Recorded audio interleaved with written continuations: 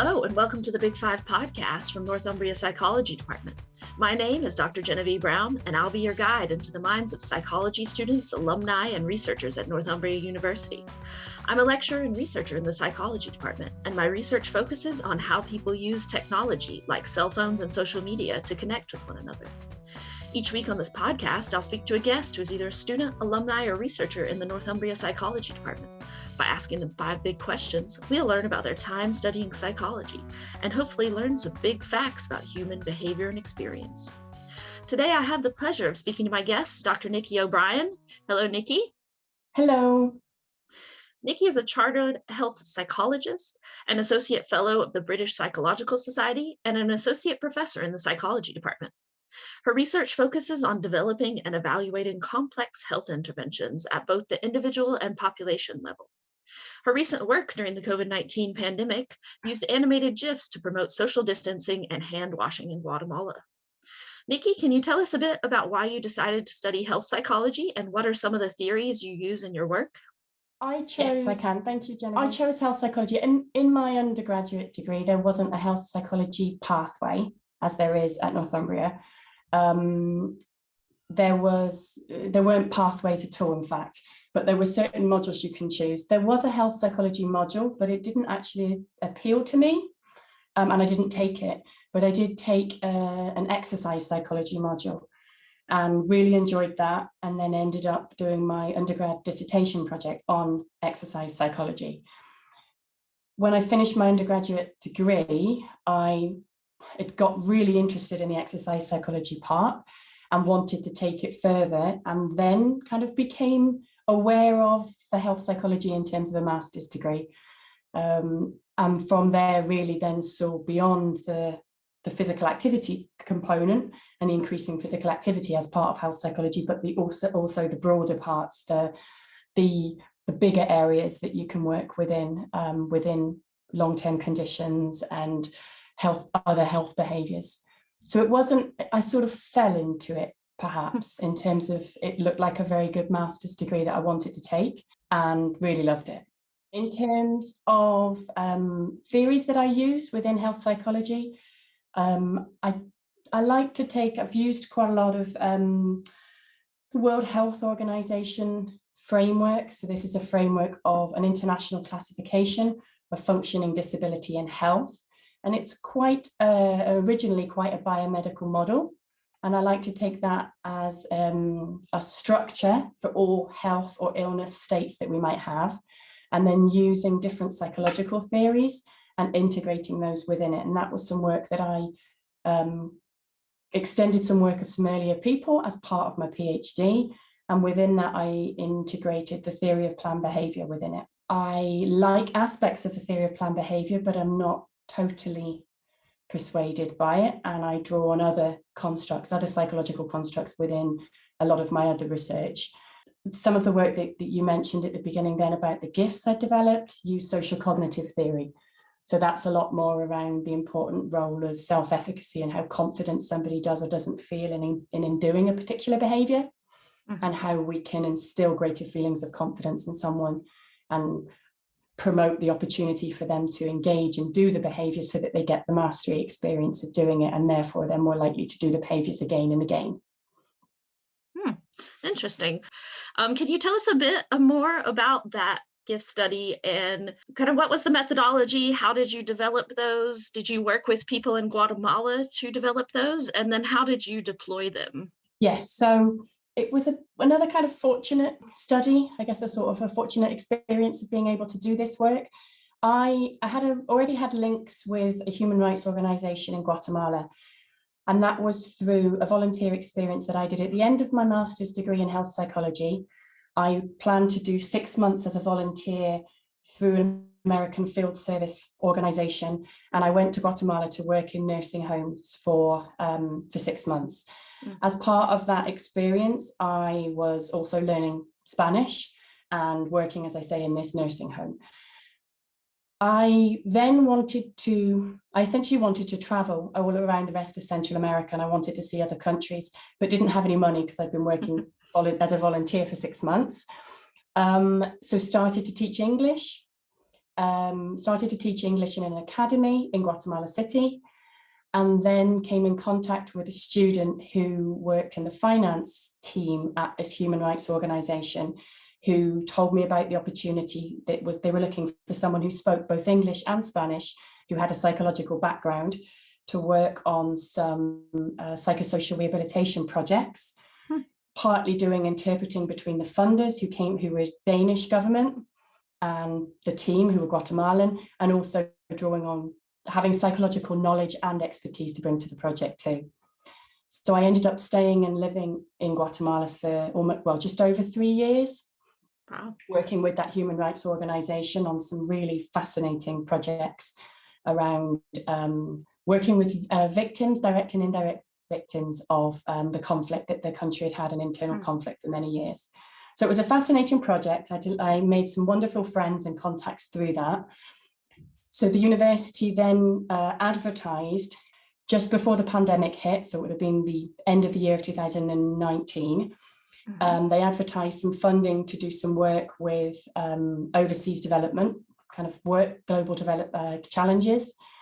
And I put an application in to work with some of the contacts I had in that office to develop some visual communication methods for health challenges.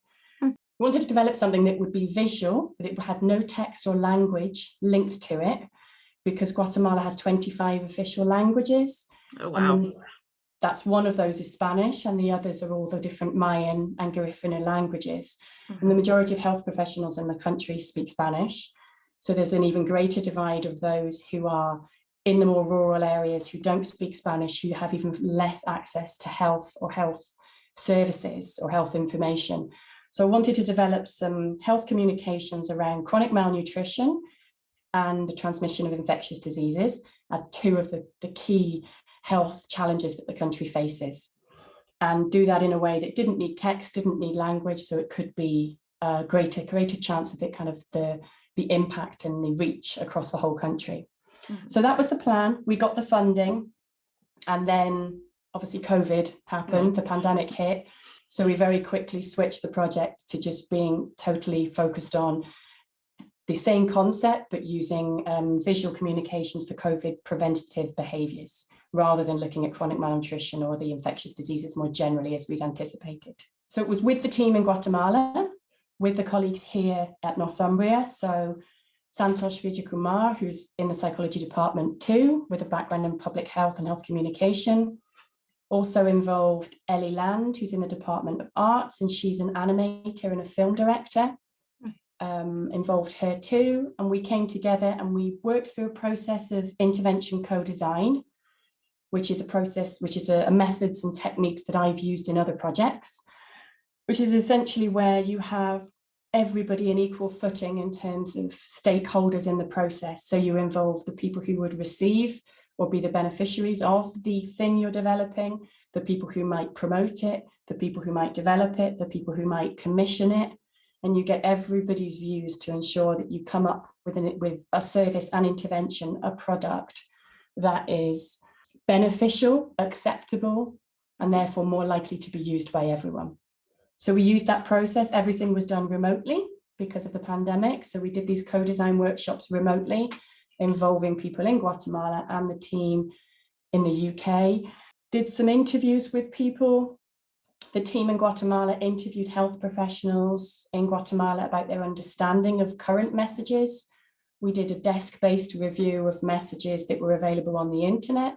And then we draw those different evidence sources together in this process of co-design and came up with a set of 3 GIFs. So we came up with this set of 3 GIFs that are about promotion, showing people how to promote appropriate preventative behaviours of wearing a mask correctly, social distancing and hand washing. And we developed the GIFs to be targeting people both in the urban areas of Guatemala and in the rural areas. And we also focused on 2 of the GIFs are focused on the family setting, as the family unit being very core in that culture, and also on youth, as the group identified that youths were the group that were less likely to be engaging in the preventative measures at that time. So those GIFs have then been disseminated across social media through the partner organisation they badged the GIFs with their logo as a recognized sort of credible source within the country. So they shared them across social media, and the GIFs have also been shared across the Catholic TV channel, which is terrestrial TV channel that goes across the whole country. So they were put into a series of the GIFs with some music behind it, and that was shown across the TV channel. So that's the way that the GIFs have been put out there, if you like. And do you know, have you been able to measure the impact of that work? Has it increased those preventive health behaviors? So that's where I sadly can't. No, we haven't, because we can't. It was very much in the moment, pragmatic decision, and the decision of this, we just needed to get these GIFs out. So they were disseminated around this time last year. We had them fully developed. So it was just before Christmas that they wanted to disseminate them. And we didn't have the resources on board to have the social media analytics in place to actually see, other than I can see how many times they've been shared or liked and things like that. I can't get exposure beyond that. And in terms of the TV broadcast of it, again, we've got no idea as to how many people have seen it or not. So we don't have direct evidence of impact on behaviours, but what we have done since is an experimental study where an online survey of just over 300 adults in Guatemala, and that was showing them each of the GIFs and measuring the determinants of behaviour, the likely determinants of engaging in those behaviours. So their intention to engage in the preventative measures, their self-efficacy, and also their outcome expectancy. So how likely they feel that these behaviours, engaging in these behaviours, will have a positive impact on reducing the transmission of COVID. So we have strong data from that experimental survey to show that each of the GIFs were positively improving each of those cognitions that are known in the evidence base. Theoretically, they are known to be strong predictors of whether someone then actually does do the behaviour. So we're hoping to extend that work now and see whether we've actually got any impact on behaviour. Excellent. Yeah, it can be so difficult when you're doing research out in the real world to measure those things that we'd like to have. But it's great that you got to do that follow-up study and have some evidence that is having impact. So you said that you hope to continue this research. I've heard that you have a PhD studentship that you're advertising at Northumbria. Is that related to this work? It is, yeah, it is. So what we're actually hoping to do is we've got some hopefully get some funding now to allow a student to work with us. So with the team that I'd said before, so this is myself and Santosh in the department, Ellie in the Department of Arts, and also Michael Craig in the Department of Psychology, who came on board to help us with the survey analyses and the data for the survey there. So he's now on board as well. So it's a project, it would be a PhD project looking to, first of all, we want to further test the GIFs that we currently have. And we want, as I say, we really want to see if we can get measures of behavioural change, not just these determinants of behaviour, these intention and self-efficacy, but we actually want to see whether the GIFs can actually increase behaviour as well. We also then want to try and do some modification of the GIFs.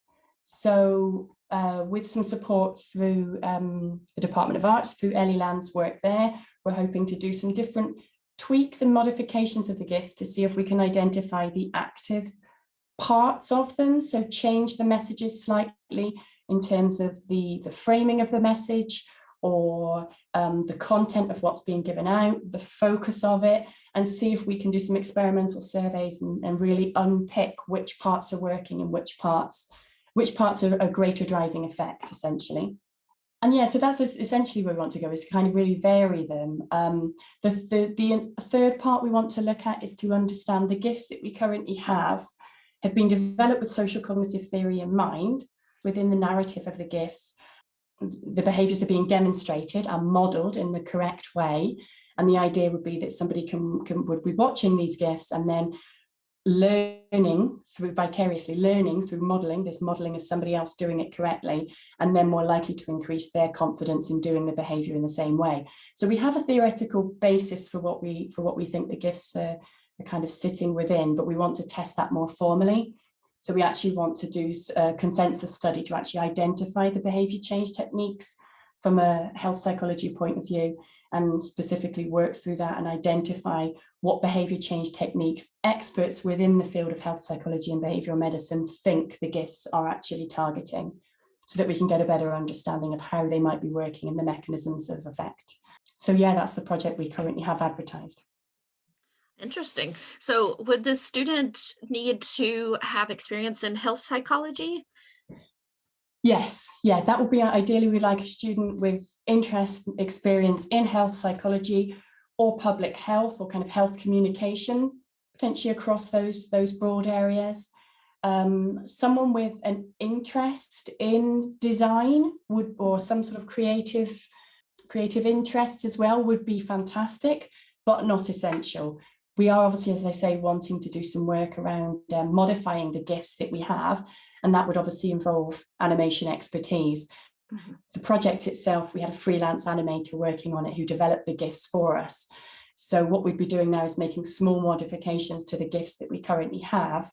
And that would, as I say, we would be using some of the support through Ellie Land and the Department of Arts and the animation program there to actually modify them. But obviously a student who has an interest themselves in that creative or that kind of design focus would be fantastic, but not essential. Mainly it's, health psychology, public health, health communication, interest and knowledge. So will you still be collecting data in Guatemala? Will there be chances to travel, or is Spanish kind of a necessary requirement? Yes, we'll still be collecting in Guatemala. We want to continue testing the GIFs with some modifications there.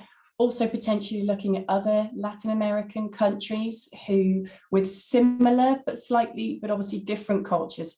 The GIFs have been developed very much to look like it's Guatemala in terms of the setting and the backdrop and the colours and the culture, but they are, to some degree, we would like to also explore how transferable they would be in other countries. Within Latin America. So yeah, ideally, if restrictions allow, the opportunity to travel and to visit the team out there would definitely be a possibility. So fingers crossed that can happen. Excellent. Sounds like a really interesting and exciting PhD. So I hope that someone will apply for that. If you are listening to this and you are interested in this PhD, you can find a list of all the PhDs that Northumbria University is offering in our psychology department on our blog, northumbriapsy.com.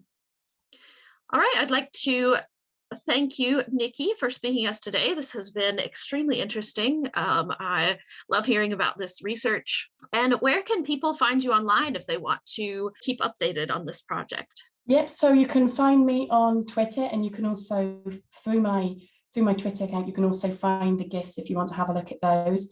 And that's at Nicki, Nicki J O'Brien, Obrien. All right.